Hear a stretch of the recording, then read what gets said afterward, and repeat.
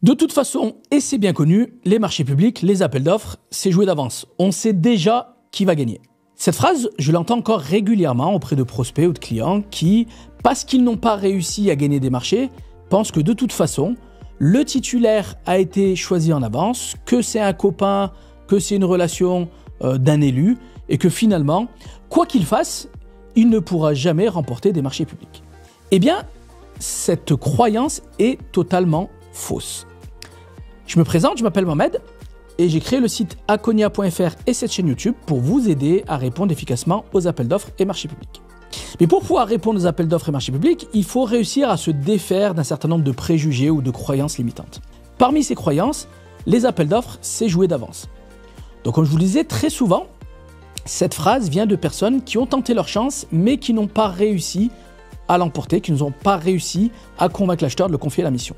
Je ne dis pas que ça n'existe pas, mais il ne faut pas généraliser le fait que certains élus avantagent certaines entreprises. Pourquoi ce préjugé existe ? Déjà, il y a un certain nombre de titulaires historiques sur les marchés publics qui sont renouvelés. Mais après, quand on dit qu'ils sont renouvelés, pourquoi sont-ils renouvelés ? Très certainement aussi par le fait qu'ils ont des références, qu'ils savent comment répondre, qu'ils savent ce qui est attendu et donc qui fournissent tout simplement de meilleures réponses techniques et financières qu'un novice. Là aussi, chez ces entreprises, on repère qu'il y a souvent une cellule dédiée ou des personnes dédiées à la réponse aux appels d'offres. Donc forcément, ces personnes-là qui ont développé une compétence particulière à la réponse aux appels d'offres vont faire des dossiers qui sont à la fois bien placés niveau prix, mais également qui répondent parfaitement aux exigences de l'acheteur sur le plan technique et qualitatif. Alors il est vrai, les marchés publics, c'est opaque. Il y a parfois un manque de transparence sur les critères d'attribution, un manque de transparence sur le fonctionnement des commissions. Mais ça ne nous permet pas de généraliser sur le fait que les marchés publics, c'est joué d'avance. Parfois aussi, quand on voit un cahier des charges, on se dit oui, mais s'ils ont mis cette phrase, s'ils ont parlé de tel élément, c'est certainement qu'ils veulent avantager une entreprise qui est particulièrement performante sur ce critère-là.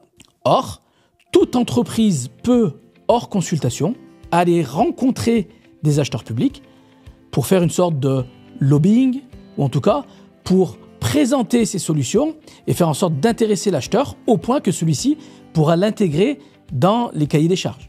Ce préjugé, comme je vous disais, est totalement faux.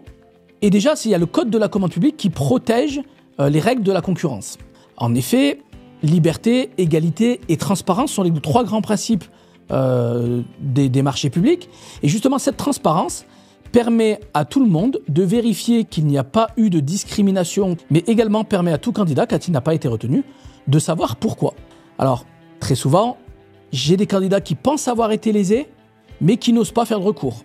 Donc effectivement, dans ce cadre-là, si on ne fait pas de recours, on ne peut pas se plaindre du fait que les acheteurs peuvent avoir tendance à favoriser des personnes avec qui ils ont l'habitude de travailler, alors que vous pourriez proposer quelque chose de beaucoup plus intéressant.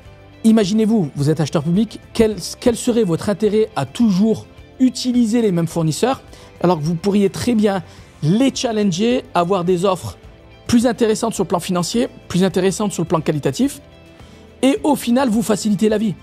Et ça, on le voit tous les jours, parce que tous les jours, il y a des nouveaux entrants sur les marchés publics qui réussissent à gagner des marchés. Donc si eux y arrivent, pourquoi vous n'y arriverez pas ? Si on veut synthétiser, rien n'est joué d'avance dans le cadre des marchés publics. Par contre, ce qui est nécessaire, c'est une bonne stratégie, c'est-à-dire de bien choisir les marchés auxquels vous postulez, et surtout un bon dossier, c'est-à-dire un dossier qui, à la fois sur le plan prix, soit compétitif, mais également sur le plan qualitatif, mette en avant tous vos atouts et tout votre savoir-faire. Retenez une chose, une bonne offre peut toujours faire la différence. Et pour vous aider à répondre aux appels d'offres et marchés publics, je vous invite à vous rendre sur le site akonia.fr avec le lien qui est situé dans la description de cette vidéo pour consulter la formation 5 astuces pour monter des dossiers gagnants en une demi-journée.